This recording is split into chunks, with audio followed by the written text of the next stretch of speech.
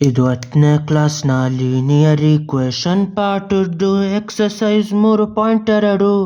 ಅಲ್ಲಿ ಮೊದಲನೇ ಕ್ವಶನಲ್ಲಿ 3ನೇ ಲೆಕ್ಕ. ಇದು XY ಎಷ್ಟು ಅಂತ 2 ಈಕ್ವೇಷನ್ ಅಲ್ಲಿ ಕಂಡುಹಿಡಿಬೇಕು.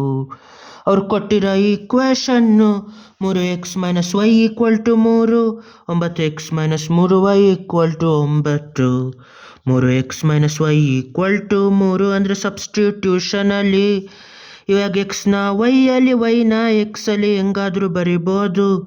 ಎಕ್ಸ್ನ ವೈ ಅಲ್ಲಿ ಬರೆದ್ರೆ ಅದು ದೊಡ್ಡದು ಆಯ್ತದೆ. ಅದಕ್ಕೆ +y ಎರಡು ಕಡೆನೂ ಮಾಡಿ ಈ ಕಡೆ ವೈ ಹೋಗಿಸ್ಬೇಕು. 3 + y = 3x. ಇವಾಗ ಏನು ಮಾಡಬೇಕು ಅಂದರೆ ಮತ್ತೆ -3 ಮಾಡಬೇಕು. +3 - 3 ಹೋದರೆ 3x - 3 = y. ಇದು ಮೊದಲನೇ ಈಕ್ವೇಷನ್ನು.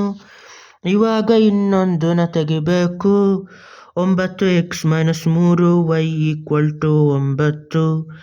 ಇವಾಗ y ಬದಲು 3x - 3 ಅನ್ನೋದು ಹಾಕಬೇಕು. 9x - 3 times of 3x - 3 = 9.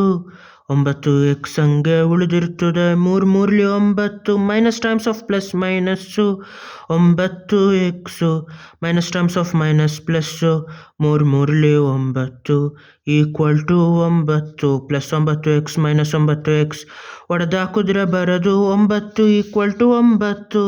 ಅಲ್ಲಿಗೇನು ಅಂದರೆ 2 ಈಕ್ವೇಷನ್ಗಳು ಒಂದೇ. ಇಲ್ಲಿ ಬೇಕಾದರೆ ತೆಗಿಬೋದು. 9x - 3y = 9. 3ನ್ನ ಕಾಮನ್ ಆಗಿ ತೆಗೆದ್ರೆ 3 × 3 = 9. 3x ಮತ್ತು 3ರಿಂದ ಡಿವೈಡ್ ಹೊಡೆದ್ರೆ ಮೈನಸ್ ಹಂಗೆ ಉಳಿತದೆ. ಬರೀ y = 9. 3ರಿಂದ ಎರಡು ಕಡೆನೂ ಡಿವೈಡ್ ಮಾಡಿದ್ರೆ 3 × 3 ಇದು ಬರೋದು ಮೊದಲನೇ ಈಕ್ವೇಷನ್ನು. ಅಲ್ಲಿಗೇನು ಅಂದರೆ ಇದು ಎರಡು ಒಂದೇ. ಇದಕ್ಕಿರೋದು ಇನ್ಫೈನೈಟ್ ಸೊಲ್ಯೂಷನ್ಗಳು. ಯಾಕೆಂದರೆ ಯಾವುದೇ ಎಕ್ಸ್ ಹಾಕಿದ್ರು ಅದಕ್ಕೆ ಇನ್ನೊಂದು y ಆಯ್ತದೆ. ಇದು ಎರಡು ಒಂದೇ ಈಕ್ವೇಷನ್ನು. ನಾ